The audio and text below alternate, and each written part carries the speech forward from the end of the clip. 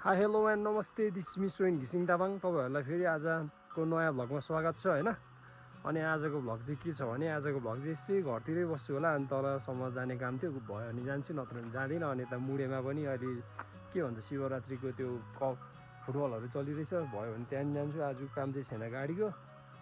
अनि के भन्नु रे, आज चाहिँ यस्तो छ फेरि, आज चाहिँ ग्याल्बो लोसार पनि हो। अनि पुरै हिउँ झर्नै खोजिरहेछ। अस्ति सनम लोसारमा पनि झर्नु खोजिरहेको थियो, अनि अहिले चाहिँ पुरै ग्याल्बो लोसारमा पनि झर्नु खोजिरहेछ होइन।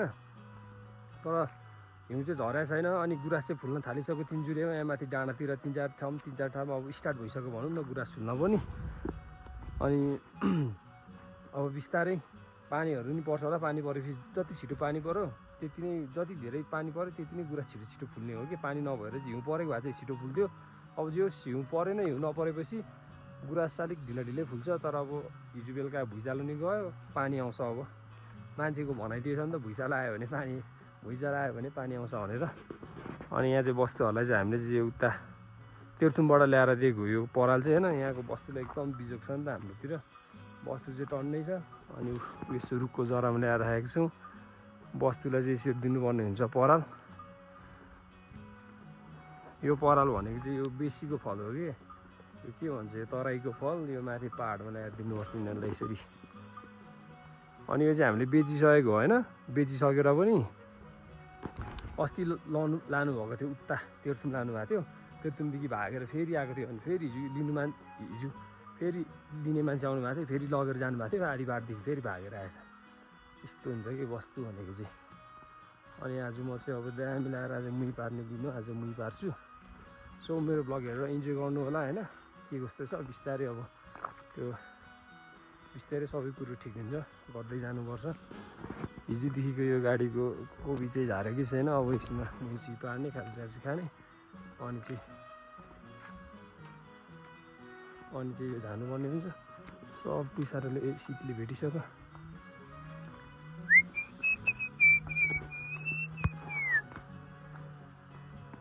कपाल पनि काट्ने बेला भइसक्यो, पुरै माथि गोठालो जस्तो भइसक्यो कपाल नकाटेर। अब चाहिँ काट्छु कपाल।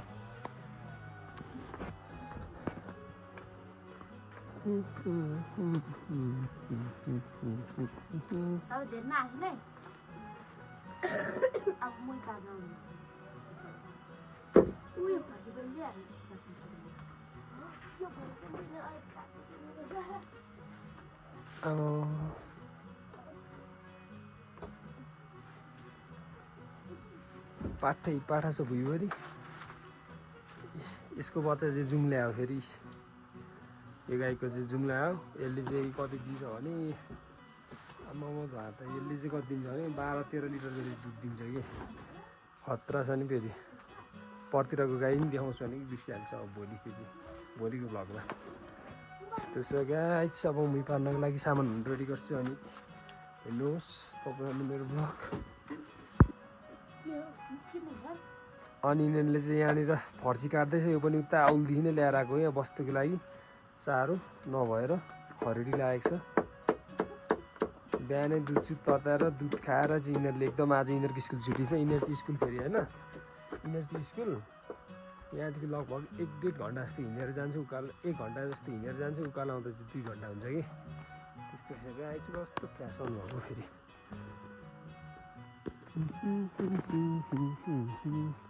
भुस्यो लागेर धुसुसु तराई जस्तै भएछ, जाडो चाहिँ छैन। तर लागेको चोट यो छातीभित्र कसरी सम्हालु।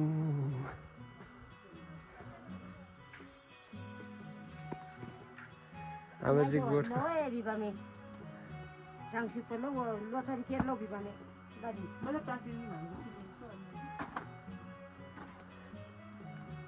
अनि आमाले चाहिँ गोठको टाइम्पिङ गरेर तातो पानी खाँदै हुन्छ। धेरै बिजी हो नि त हाम्रो आमा त। अनि यो चाहिँ आमालाई खरिसोले बनाइदिँदैछ यहाँ कुकरमा। आमा फेरि खोले पकायो भनेको अहिलेसम्म, अहिले कुकरमा पकाउँदा फेरि यति कुकरमा पकायो होला नि। यो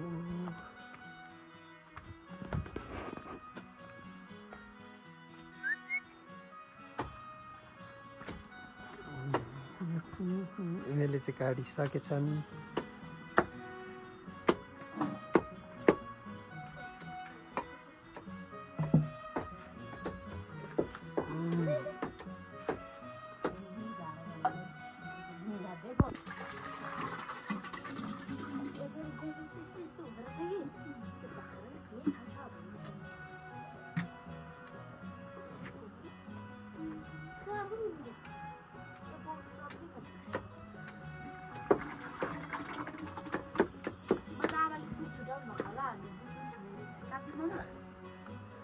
कति छ त त्यो काट्दै? त्यो पनि अलिक छिप्पेको पनि छैन जस्तो छ।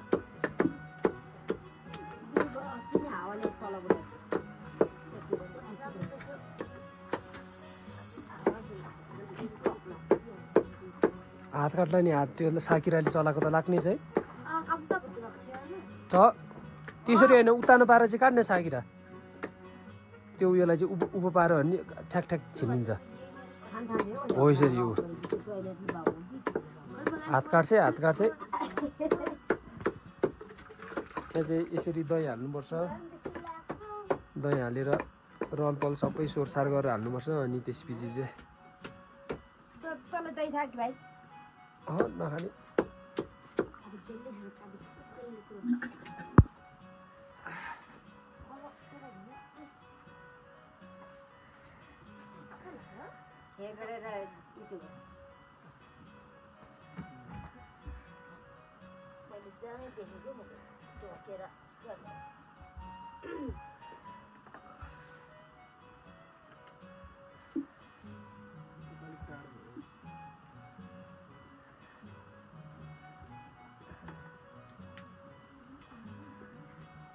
बन्धनी डोरी त अर्कै थियो आमा नि।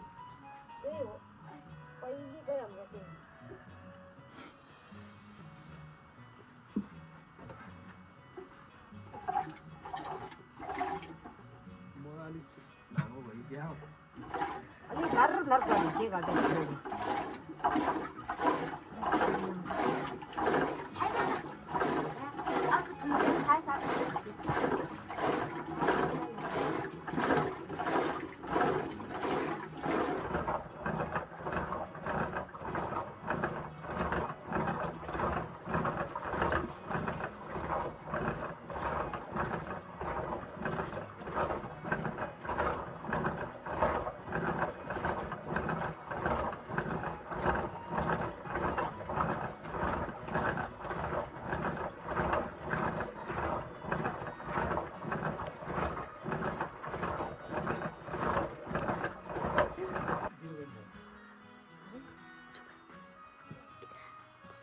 हाम्रो चाहिँ लगभग अब घिउ निस्किन लागिसक्यो होइन। अब एकैचोटि गऱ्यो भने निस्किन्छ।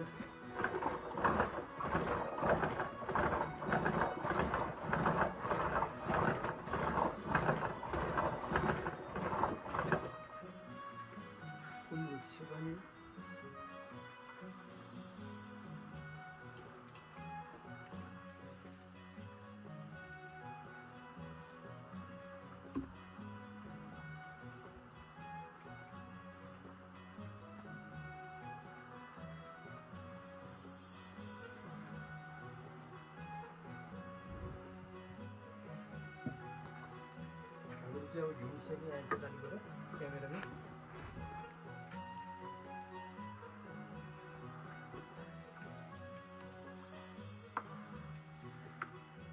देखियो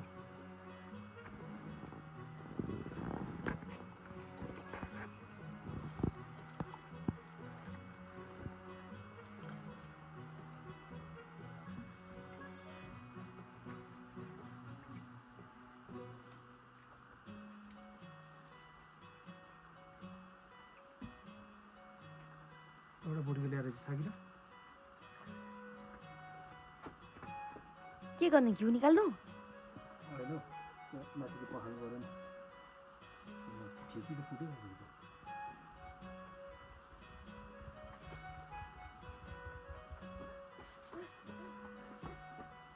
अघि तातो पानी धेरै भयो कि बिल्ले त घिउ पर्ने कि चिसो पानी हाल्नु न नि। ए चिसो त होइन, हाल्नु नि त नि।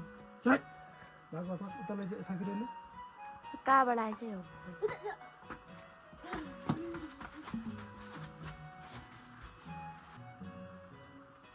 चिसो पानी लाग्छ ताजहरू बिल्ले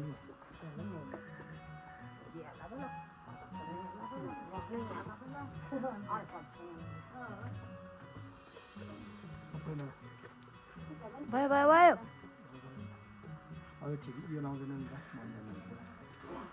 एकछिन सेभ गराएको मुही बाक्लो भएर दाइ धेर भयो नि त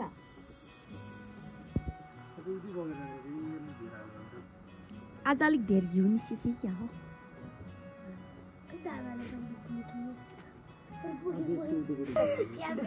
उता धेर भयो त्यो दही चाहिँ बाक्लो भएर त्यस्तो भएको अनि अलिअलि यता निकाल न यता अलिअलि गर्दा यता अनि पो अहिले डल्लेर उठ्यो हुन्छ त अन्त अङ्कलले त एकैचोटि यस्तो गर्दैन गर्नु हुँदैन यता अनि यता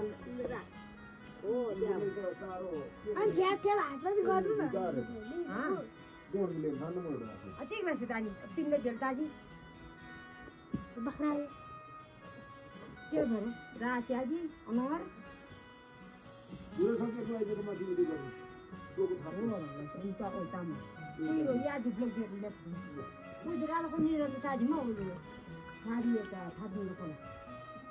के हुन्छ आमा निरञ्जन हुँदा चाहिँ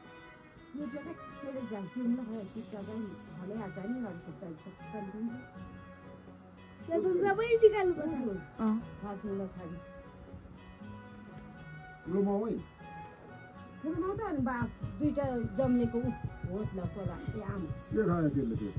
आमा निरञ्जन त्यति पनि भएको छैन क्या पनि जानु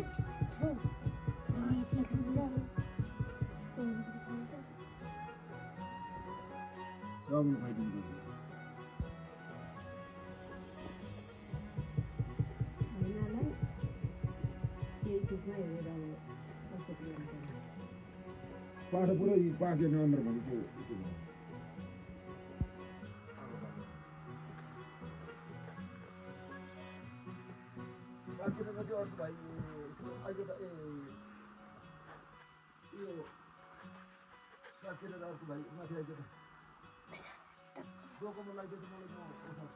ए माथि चढेर जात न के आमा कोपी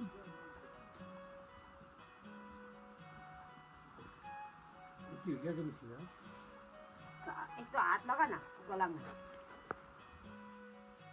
सबै छैन यस्तो छेउछेउमा अब साथीहरू गर्ने तँ जा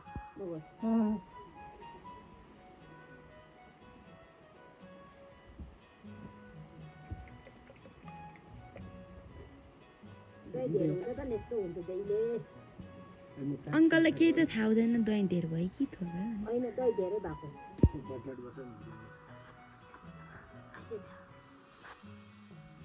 चिसो माथि टाँसिँदैन तातो माथि टाँसिँदैन चिसोमा ए तातोमा खोइ त यतिकै पानीमा निकाल्नु पर्छ निजा त हुँदैन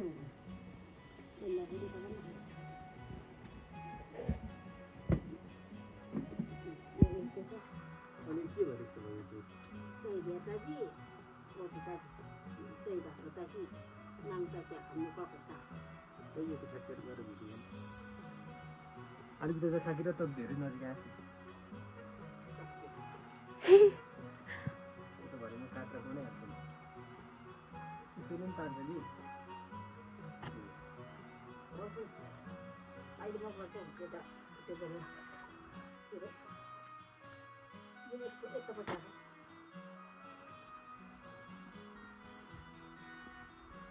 हाम्रोमा चाहिँ एकचोटि घिउ पार्दा मही पार्दाखेरि यत्रो डल्लो घिउ आउँछ त्यो सेभ गरिरहेको छु हामीले चाहिँ मुही लगभग सबै पारिसक्यौँ अब रहल पहल भएको घिउ चाहिँ आमाले निकाल्नुहुन्छ अनि अलिकति चाहिँ धुपाउनु पर्ने हुन्छ आमा अलिकति दिँदा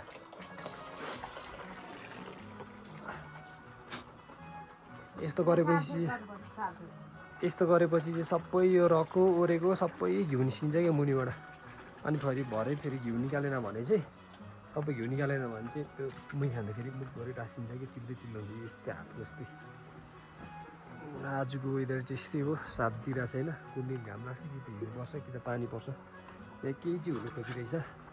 अलिकति हिउँ लानु पऱ्यो धुपबाट।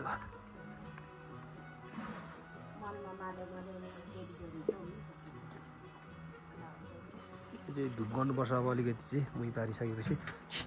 चोट कान्छहरू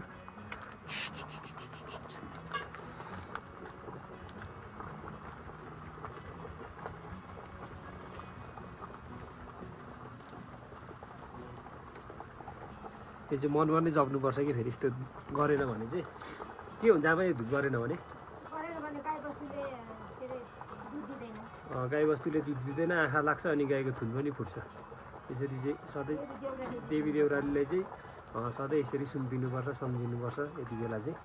अनि हाम्रो चाहिँ यहाँ खोली पाकिरहेको बहिनीहरूले पकाएको यहाँ फर्सी, यो त फर्सी होइन रहेछ, यहाँ कुविन्ड टनाटन खोलिदिनुपर्छ गाई बस्तुलाई चाहिँ। यो फाल्टे अनि यो हिजी गरेछ। अनि यो चाहिँ बगलको लागि हो, यो चाहिँ अलिकति त्यति साह्रो टेस्टी हुँदैन, यो चाहिँ अलिकति भुँडी अगाउने गरी मात्रै हो कि यो चाहिँ अलिकति टेस्टी हुन्छ। यसले चाहिँ अलिक धेरै दुध आउँछ, यसमा चाहिँ अलिक रलपल ज्यादा हुन्छ, यसमा चाहिँ अलिक हुँदैन किनभने यो चाहिँ बगलको लागि हो। बगल पनि धेरै छ, अलिअलि यसो सास राख्नु, नुन पानी दिनुपर्छ कि नुन पानी दिइराख्नुपर्छ। अनि बस्तुहरू जङ्गल गए पनि आफै सम्झेर आउँछ कि यो खानेकुरा सम्झेर आउँछ जङ्गलबाट आफै अरू बेलामा। अनि धेरै बस्तु छ, धेरै बस्तुले एक एक मुख चाहिँ पुग्छ होला, 40-50वटै होला लगभग। बाख्रा त्यस्तै, यता जता चाहिँ बाख्राको पाठा। यहाँ पनि छ, यसको लागि दुध यहाँ, यसको लागि होइन त्यो सबैको लागि 19-20 कतिवटा भयो आमा पाठा अहिले हाम्रोमा? 21वटा त पाठै छ यस्तो पठ्याङ्ग्रा सानसानो। कतिवटा छ बोकाहरू चाहिँ अनि यो सानो खालको? बोका चाहिँ 10-11वटा छ, सानसानो पाठाहरू, अरू सबै पाठीहरू छ। अनि यिनीहरूको लागि चाहिँ दुध त्यो अहिलेको गाईको त्यो जुङ्लिया बच्चा छैन त्यो गाईको कतिवटा मौ 21वटा मात्रै। अनि त्यसपछि यिनीहरूको लागि चाहिँ दुध छुट्याएर राख्नुपर्छ फाल्टै, भएर यिनीहरूले दिउँसो दुध दिनुपर्छ कि दिउँसो माउहरू चर्नु गएको हुन्छ उता। अनि त्यति बेला चाहिँ यिनीहरूलाई दामी